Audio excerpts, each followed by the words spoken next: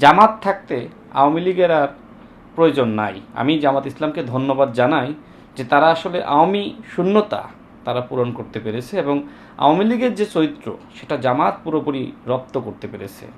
বিশেষ করে এই যে ছাত্রী সংস্থা যারা রয়েছে, মানে তারা তো আসলে হিজাব পরিধান করে, নেকাব পরিধান করে, এই যে নেকাব এবং হিজাব পরেই যে আসলে এই যে ফেসবুকে গুজব ছড়াচ্ছে, এটা আসলে অত্যন্ত ঘৃণ্য। দেখেন রিউমার স্ক্যানার এর আগে এই ছবি যে সময় আসলে 2025 সালে তারা প্রচার করে, সে সময় কিন্তু রিউমার স্ক্যানারের পক্ষ থেকে তারা কিন্তু ওই সময় তাদের যে মানে তারা কিন্তু ওই সময় তাদের যে বক্তব্য সেটি আসলে তারা দিয়েছিল।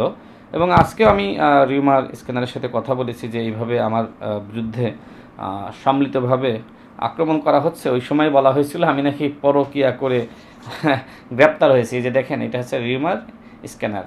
তারা এই সময় আমার এই আমাকে নিয়ে যে আসলে নানান ধরনের প্রপাগান্ডা ছড়াচ্ছিল জামাত এবং শিবিরের কর্মীরা, তখন তারা যে হেডলাইন দিয়েছিল রাশেদ খানকে হেনস্থা ও পরকীয়ার অভিযোগে আটক দাবিতে এআই ও ভিন্ন ঘটনার পুরনো ছবি প্রচার। এই যে দেখেন হেডলাইনটা, মানে আমি আসলে খুবই বিব্রত হচ্ছি।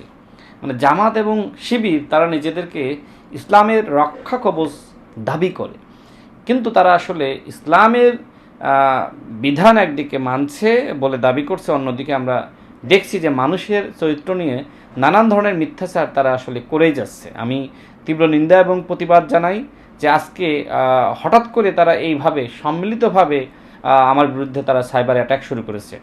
ঝিনাইদহ জেলা থেকে দুইজন সাংবাদিক আমাকে কল করেছিলেন, একজন এনটিভির সাংবাদিক মিজান ভাই এবং আরেকজন সময় টেলিভিশনের সাংবাদিক সোহাগ ভাই। দেখেন আমার এলাকায় এই ঘটনা ব্যাপকভাবে ছড়িয়ে পড়েছে। এখন মিজান ভাই আমাকে ফোন দিয়ে বললেন যে রাশেদ ভাই আপনি কোথায়? হ্যাঁ, আমরা দেখতে পাচ্ছি যে আপনি বিএনপির নেতাকর্মীদের দ্বারা হামলার শিকার হয়েছেন। আমি যে থ হয়ে গিয়েছি।